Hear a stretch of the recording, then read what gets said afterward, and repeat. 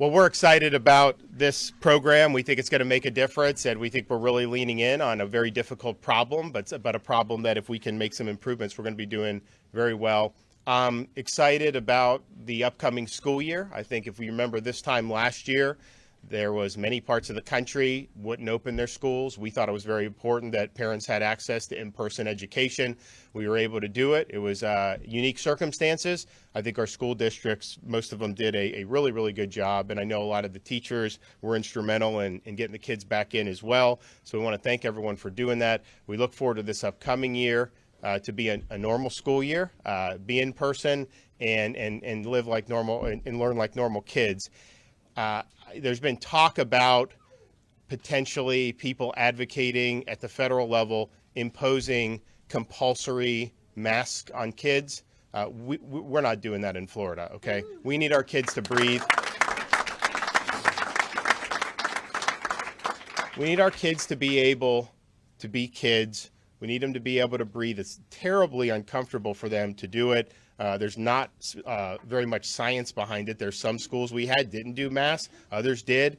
The outcomes were not meaningfully different. And so I think it's really important that parents obviously can equip their kid to go to school however they want, but there shouldn't be any coercive mandates on our schools. And so we want to make sure that that is it. As of right now, all the school districts are going in that direction, but there is going to be, it looks like, a campaign from Washington to try to change that. And I've talked to Chris Sprouse. If we need to bring them back in to be able to do something from the legislative perspective, he's all in to be able to do it. And I know that people will do. At the end of the day, we got to start putting our kids first. We got to look out for their education. Is it really comfortable? Is it really healthy for them to be muzzled and have their breathing obstructed all day long in school? I don't think it is. And I look to think, I have a 3-year-old son. You got people like Fauci saying he should be muzzled, that you should be throwing masks on these 3-year-old kids.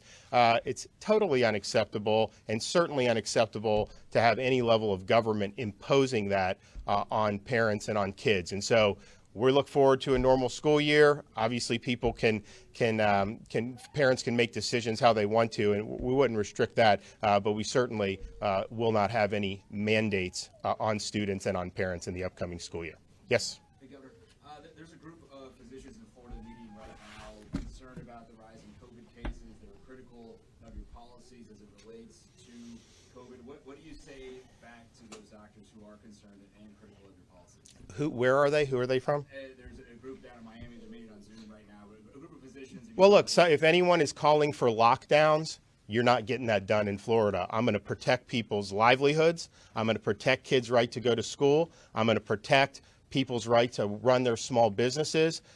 We have a situation where we have 3 vaccines that have been widely available for months and months now, and people need to make decisions what's best for them. But to have the government come in and lock anyone down or restrict anybody is totally unacceptable. And it's easy for some physician to advocate that because it doesn't affect them. It does affect the people in this state. So we're going to lift people up. We're not locking people down, and we're going to make sure that folks are able to exercise their decision making, that what's best for them. And I think millions of Floridians have obviously done that for the last year and a half. And so we want to continue to support their efforts. Yes, sir. Governor DeSantis, Steve King, WTBF 25 News. With the spike in cases in Florida, what message do you have for people who haven't been vaccinated up to this point? Well, we've had this available for everybody in Florida since April. You know, it's interesting. People said, because I had mentioned the data yesterday about how it is true, people who have been vaccinated are testing positive. And so we just have to be honest with that with people. Biden said last night, if you take the vaccine, you will not get COVID. That is false. We know that's false. People have tested positive. But I think what it does do is it really prevents against severe outcomes, particularly death or a serious hospitalization. So we just have to be honest with people. But I don't think telling noble lies to people, which a lot of the people in the bureaucracy and the medical establishment tend to do, I don't think that that's very helpful, because I think people look at this, and if they don't trust the information comes out, then they're going to obviously do whatever they need accordingly. But it's interesting, you know, I had mentioned that favorable data. People are like, oh, it's the first time he's ever mentioned that. Like, people actually saying that. Some of the news was saying that. I'm like, Were you asleep in December, January, February, March when I crisscrossed every corner of this state? I showed up at nursing homes. I showed up at hospitals. I showed up at senior communities. I showed up at pharmacies, and I was criticized for doing that by a lot of the people in the peanut gallery for whatever reason, bogus reasons. But nobody leaned into this because we have a very elderly population, and we wanted to be able to provide them access. But at the same time, we've never had any mandates in the state of Florida, and we will not have any mandates in the state of Florida because ultimately people need to make decisions about what's right for them. But I can tell you, with having 85% of seniors that have been vaccinated in the state of Florida, that has had a positive impact. The nursing home fatalities are down 95% since the vaccines rolled out, and the overall senior fatalities are down over 90%.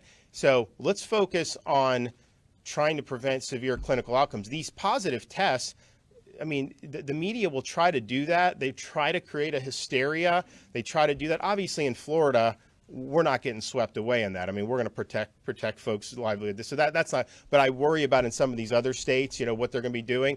You saw a lot of these places like UK and Israel had huge explosions of positive tests, but they didn't have the similar level of clinical outcomes that they did 6 months prior or whatever. So I just think at the end of the day, we've worked really hard. We've provided really unprecedented access to so many different avenues that that was what we set out to do, and we did it. Governor, what would you say?